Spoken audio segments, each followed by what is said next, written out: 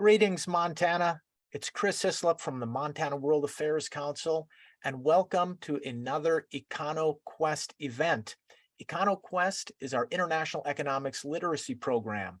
Students from across the state are joining our online learning platform.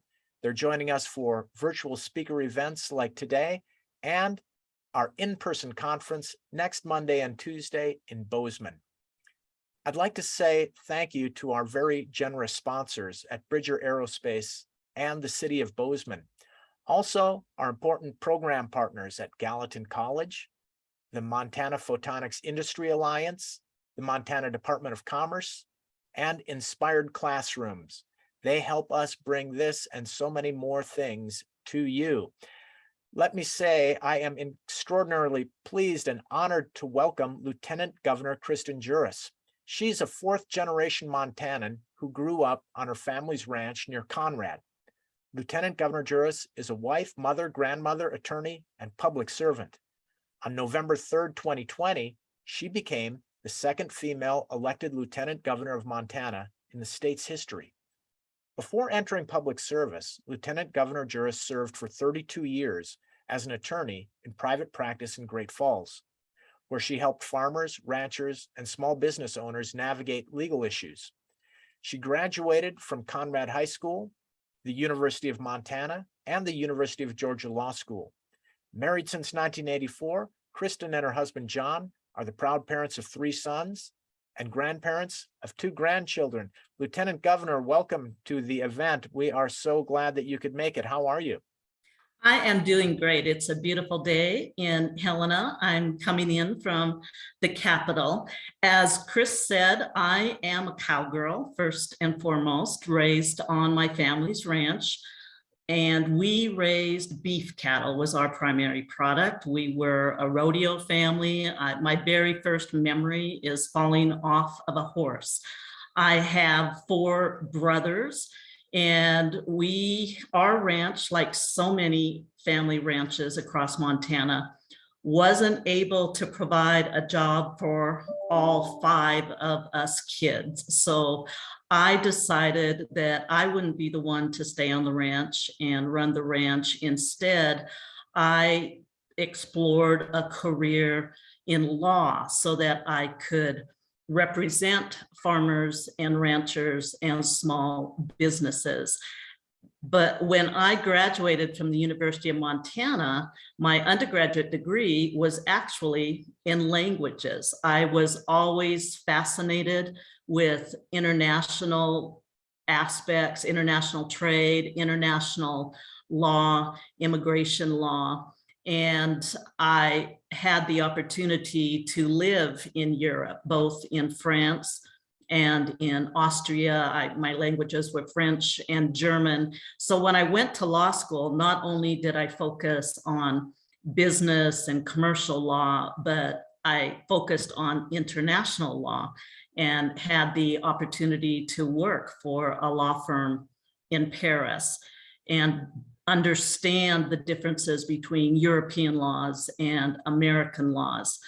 I worked then for an international law firm in Atlanta, where many of my clients were either American businesses who wanted to export their goods into other countries, particularly the European Union, or represented investors from other countries, Germany, France, Iran, who wanted to invest in the United States. I also had the opportunity, that was the time when the government in Iran had changed, and a lot of assets of Americans who had invested in Iran had been taken by the Iranian government. So I had the opportunity to represent many clients in front of the Hague court that had been established to address claims of inappropriate takings by the new government in Iran from my clients. So I loved practicing in the area of international law and international trade. I acquired an expertise also in a unique area of law, the law of the sea, And when I worked in Georgia, I worked with the government to on treaties with other countries that established, for example, fishing regulations. Who regulates where you can fish? How do we protect our environment in the ocean and our fisheries in the ocean? So it was a dream come true to be able to practice that way, but I so deeply missed Montana and my life on the ranch and wanted to come back to Montana. I met my husband in Atlanta, we were married, and ultimately we were able to come back to Montana and find a job. And then I represented the farmers, the ranchers in their business operations across Montana. So Montana, as you know, is our #1 industry in the state. We have 27,000 farms, and we produce a lot of grain, the best grain in the world, I believe, and excellent cattle. And now that I have the privilege of serving you as your Lieutenant Governor, I'm excited to bring my agricultural background, my business background, my international background to the governor's office as we shape policies that help our Montana farmers, ranchers, and other businesses, including export and international opportunities for them. When I left Montana, graduated from the University of Montana, I had a hard time finding a job in Montana. I had to leave the state and worked before I went to law school in Georgia. When our third son graduated from Montana Tech as an engineer in 2012, he could not find a job as an electrical engineer in the state of Montana, nor could his 4 very talented Montana roommates. They all had to leave the states to find jobs. Now, and some of us want to leave the state and get that experience out of state. It was certainly beneficial to me, but the governor and I, one of our highest priorities is making sure that when you graduate from high school, a trade school, from college, if you want to stay and work in Montana, we want to create those opportunities so that you don't have to leave the state to find a job. So several of the ways that we have been working for the 20 months that we have been in office is to make sure that our businesses have an atmosphere where they can thrive, that startup businesses and entrepreneurs are successful.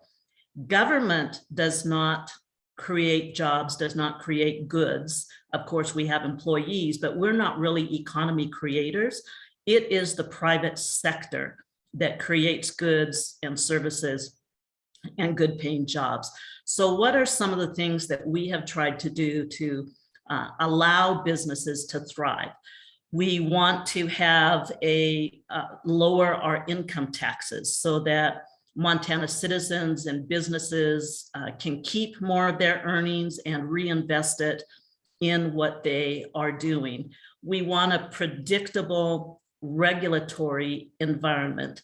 Businesses don't want favors. They just want to know, for example, when they go into court, they're going to be treated the same as everybody else, that when they face regulations, they're going to be treated favorably. So one of the projects I'm working on with the governor is a regulatory reform where we are reviewing every single one of our 14,000 regulations in Montana to see if they're outdated. Where can we streamline?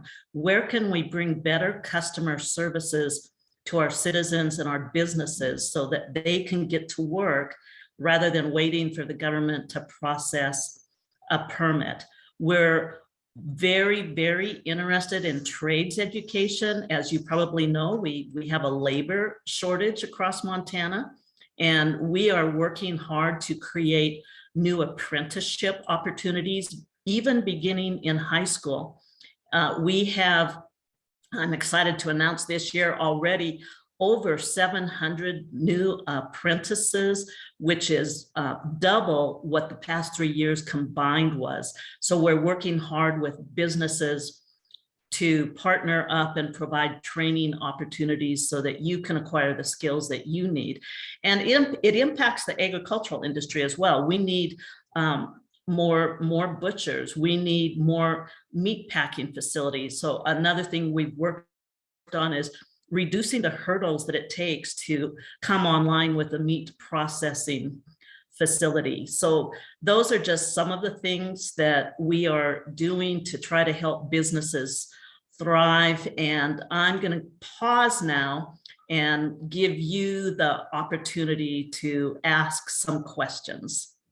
Thank you very much, Lieutenant Governor. So yes, I am seeing Ronan. I think we've got Drummond, and is that Columbia Falls there? Yeah, all right, Columbia Falls. Nice to see you. Welcome. I want to encourage our students to ask the Lieutenant Governor some questions, please. So if you have a question, does that, Ms. Oberweiser, are you, do you have a student there who would like to ask a question?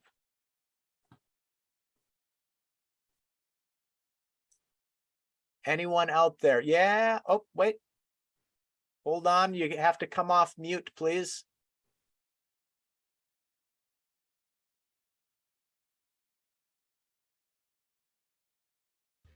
Okay. How's that? That's Okay. perfect. Hello. we might How are we doing in Drummond? Hello. We're doing well. I hope we have a question. Yep. Their government teacher asked them to come up with some questions. So. All right, let's have one. The Lieutenant Governor is here. It's like she's there in the school with you. Mhm. What inspired you to want to be a leader in Montana? Yeah, a little louder, closer to the microphone, please. Yeah, maybe you could say your name. Say your name and what your question is. Hi, my name's Elizabeth Perry, and I was wondering what made you want to become a lieutenant governor in Montana specifically? Well, when I was in Conrad High School, I can tell you, I did not have in my mind the possibility that one day that I would be serving as lieutenant governor. But I did come from a background, as in many small communities, where my teachers, my parents really encouraged us to be engaged in the community. And so I did attend city council meetings and county commissioner meetings. I was interested in understanding government. And then, of course, when I became a lawyer, I really felt the impact of government, and especially maybe over government, over regulation, on the businesses I represented.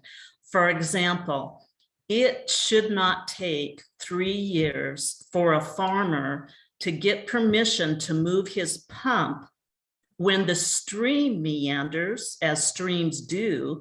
Under our water rights law, you have to identify where you pull irrigation water out of the stream. And to change that point of diversion, you have to get a permit to do that.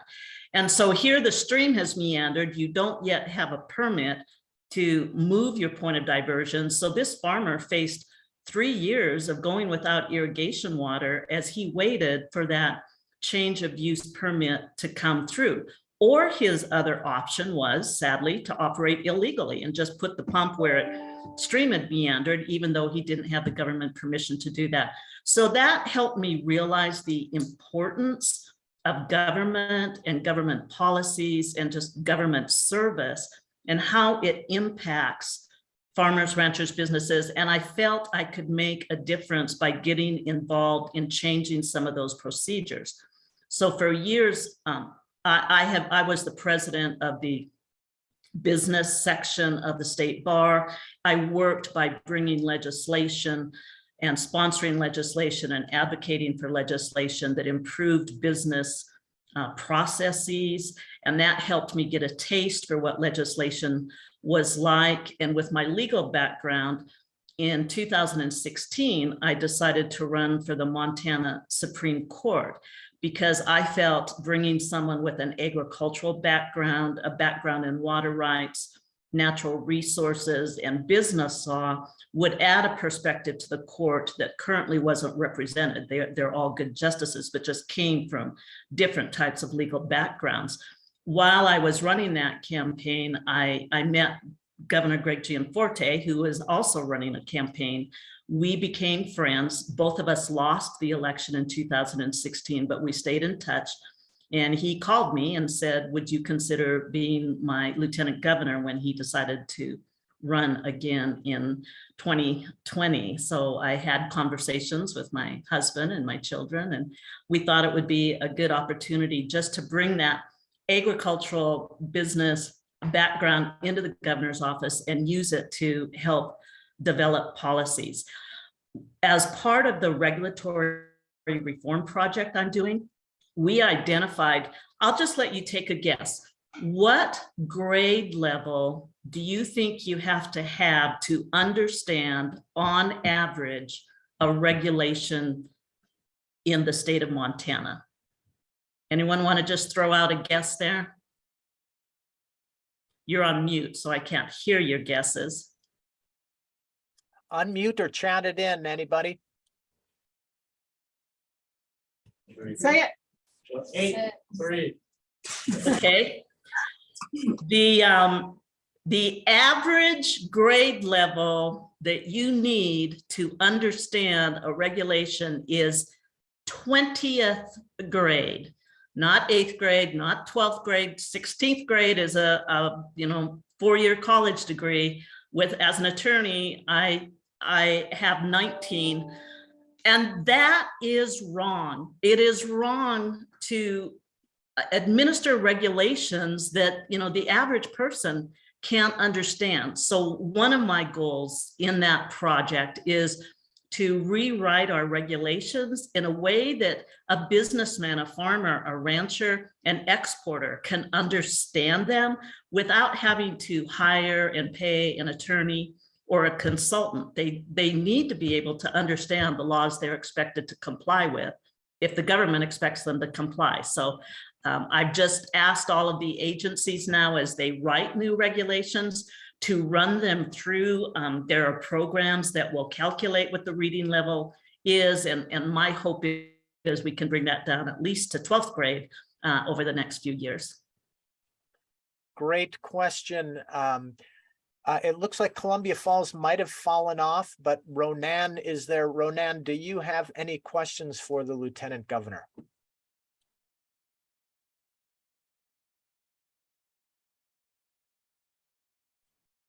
Well, Ronan, while you're cooking up a question, Lieutenant Governor, if I may, you mentioned that when you were in high school in Conrad, your teachers encouraged you to engage in the community, and then you've had this extraordinary experience in France and in Austria. I wonder if you might give our students a bit of advice on your thoughts about engaging in the world. Is it important? If so, why? It was one of the best experiences that I had in my life, and it truly shaped my life. I encourage all of you to look for opportunities to understand other cultures. You'll learn more about yourself and our own culture when you can contrast it and help understand other cultures. So for example, when I lived in France, agricultural wise, I was amazed at the difference in their agricultural operations versus in Montana, where, it takes 40 acres, at least on the eastern part of Montana, for every cow-calf unit, you need 40 acres. Well, they needed about 4 acres. So they were much more intense, and their cattle herds were small. A large herd would have been 50 cows with their calves by their sides. That would have been a large herd. They brought all their cattle in at night and sheltered them. So it helped me understand that producing beef in Montana is done much differently than producing beef in France. And we, quite frankly, produce beef a lot more cheaply because we don't have as intense an operation as they could in Europe. So that helped me understand more about our own agricultural economics in Montana. And we, in my opinion, in Montana, we raise the best beef in the world, the best grains in the world. We export both of them along with our coal, our energy, other products that we are known for. But what Montana farmers and ranchers struggle with is that most of us as farmers and ranchers, we sell our beef to a packing plant, and then they're taken to Iowa, Nebraska, Kansas, where they're fattened out. And that's the end of it for us. We're not directly adding value or butchering those cattle and selling the meat ourselves, or we're not directly exporting them. So it's hard for us to capture that value downstream after we've sold it. And it's also hard for us to brand our strong Montana brand. The Montana brand is valuable. Beef grown in Montana has value because it's known for its quality. But if we can't brand Montana grown on our beef, on our grain throughout the supply chain, we lose that value and we lose the opportunity to put more money into our farmers and our ranchers' pockets. So knowing and understanding about the agricultural trade can help you add value to our Montana farmers and ranchers. Thanks a lot for that, Lieutenant Governor. And I'll just remind the students that last week we did speak with the Director of Agriculture for the state of Montana, Christy Clark, who, and if you didn't catch that, it's on our YouTube channel. She also goes into some depth of what the Lieutenant Governor was touching on Montana's global connections with its farming and ranching. So have a look at that if you've not. Lieutenant Governor, there is a question that was chatted in by our friends in Columbia Falls. I'm going to read that. We have a strong welding class. Does the apprenticeship program, I think that you mentioned earlier, include electric, HVAC, and welding? Yes, our apprenticeship programs do include all of those trades typically done in the construction and residential and commercial buildings.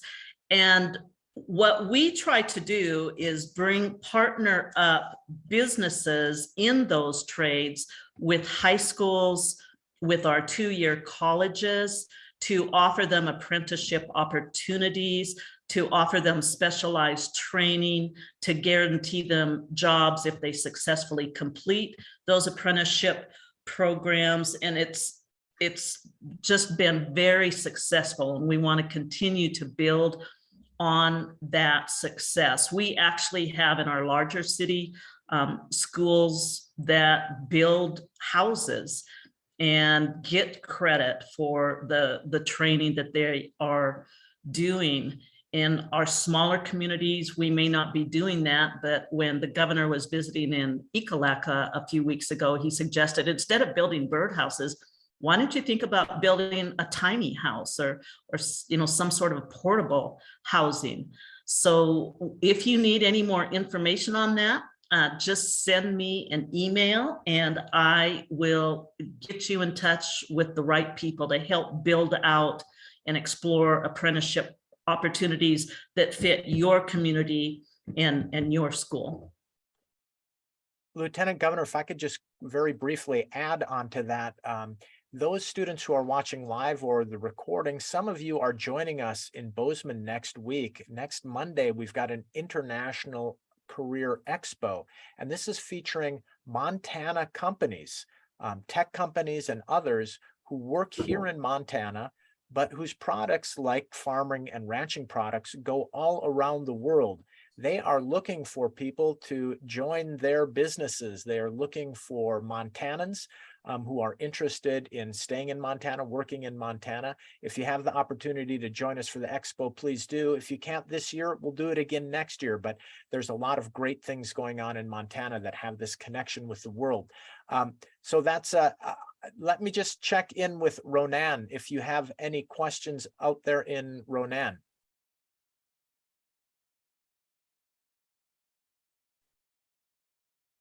Okay, not yet. But if I could, Lieutenant Governor, maybe ask you one more question, which is, with all of the your background, but also all of the work that you're doing in government in support of agriculture and ranching here in Montana, I wonder if you could share with the students kind of looking forward, what kinds of challenges would you see? What kinds of opportunities do you see for Montana's agriculture and ranching in both in Montana, but it's in the world? We are in a global market.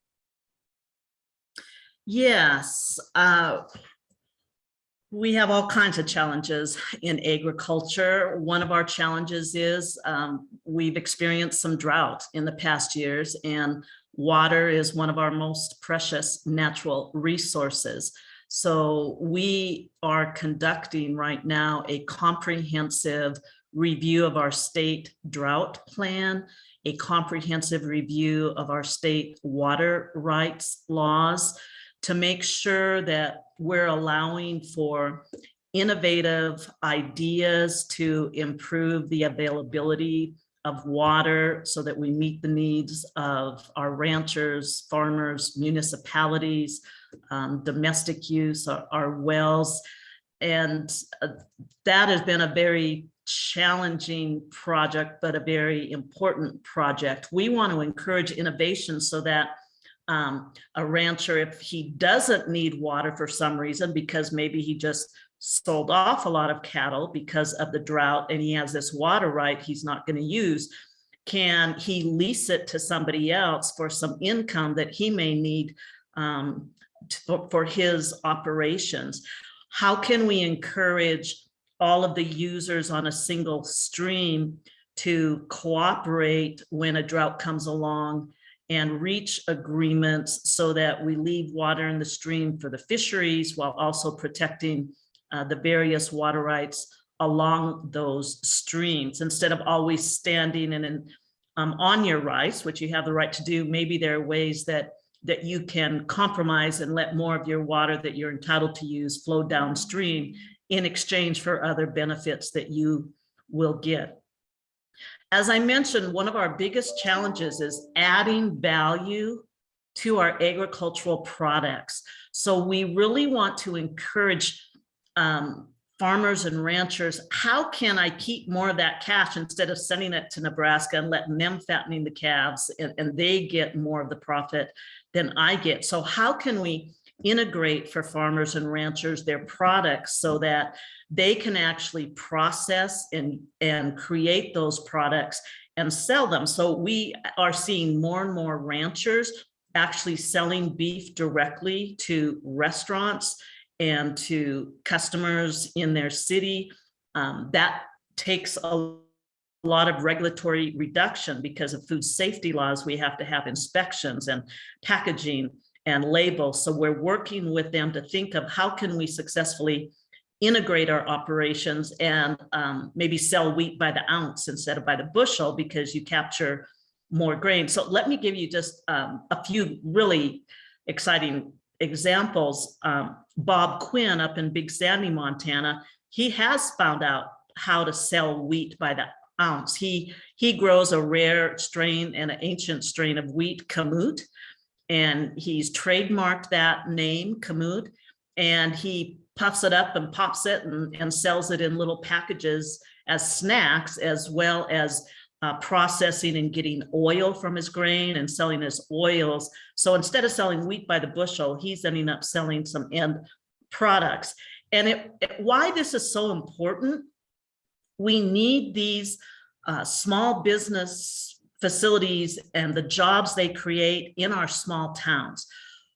We have got to keep our rural communities vibrant and alive because our agriculture depends upon rural communities. Rural communities depends upon agriculture. So if we can create these jobs by integrating and offering processed products, we're creating jobs in these rural communities. In my hometown of Conrad, one of my high school friends, she started out making goat milk, and she actually used the mixer that she also mixed cakes in, and then bought an old, more commercial mixer and did it all by hand and sold it from her house. Today, 30 years later, Windrift Hill sells goat soap, goat lotions, all over the world. I mean, they are exporting now, and they have created a dozen jobs in Montana. They built a new, in Conrad, they built a new facility. They keep our post office very busy shipping out all of their orders. So just imagine if in every town we can create a few of those businesses where we take our great agricultural products and build on them and create jobs, we're going to keep rural Montana alive and vibrant. And it's not only in the agricultural world. We've had a lot of success with companies that manufacture outdoor camping equipment, mapping for hiking. If you want to take a hike, mapping applications, where should you go to find this particular sort of hike? Our rifle industry and ammunition. So it's not just agriculture, it's other manufacturing that we want to see come into our smaller Montana communities to provide jobs in those communities. Those are great examples of innovation in agriculture and small business. Thanks a lot for sharing those, Lieutenant Governor. I'm just going to go one more time to Ronan. If you have any last questions, we will need to wrap up shortly. Ronan. How about Drummond? Anybody in Drummond have a last question for the Lieutenant Governor? Doesn't look like it. But those were great questions that you all asked. Thank you so much. Let me just quickly wrap up, if I could, by thanking once again our very generous sponsors at Bridger Aerospace and the City of Bozeman, and our partners at Gallatin College, the Montana Photonics Industry Alliance, the Montana Department of Commerce, and Inspired Classroom. For all of those who are watching live or the recording, tomorrow, Wednesday, October 19th, we're having our final EconoQuest session with the Czech Republic Council General. The Czech Republic is holding the EU presidency, so the Czech Council General will come on tomorrow morning at 10:30. The link has been sent out to all of the teachers all around this great state, so if you care to join us, please do. If not, it's on our YouTube channel. And finally, Lieutenant Governor, thank you so much for taking your time to speak with us and students across Montana. Sincere thanks to you. Thank you for the invitation. And if anyone's in Helena, drop by and see us. Absolutely, you must. And for those teachers out there, I did drop a link into the governor's website where you can send questions if you have any. You can send those along. So thanks again, Lieutenant Governor. Thanks everybody for joining us. Everybody be well. Hope to see you tomorrow. Bye-bye.